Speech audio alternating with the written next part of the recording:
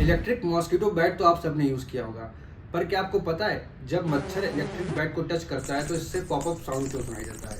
आइए समझते हैं। जैसे ही मच्छर बैट की ग्रिड या जाली को टच करता है तो कंडक्टिव पाथ पूरा होता है, जिससे हाई वोल्टेज करंट फ्लो करती है। बट मच्छर कंडक्टिव न होने की वजह से एज अ रेजिस्टेंस बिहेव करता है, जिसकी वजह से I2RT हीट जनरेट होती है, और ये हीट मच्छर के बॉडी फ्लूइड को वेपराइज कर देती है, जिससे कि पॉपअप साउंड सुनाई देता है।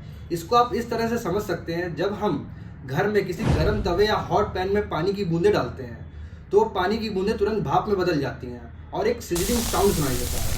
ऐसा इसलिए होता है क्योंकि जैसे ही मॉलिक्यूल्स हाई एनर्जी गेन करते हैं तो वो वाइब्रेट करते हैं और प्रेशर क्रिएट होता है, और इस प्रेशर के सडन रिलीज से स्मॉल एक्सप्लोजन होता है, जिसकी वजह से हमें पॉपअप साउंड सुनाई देता है।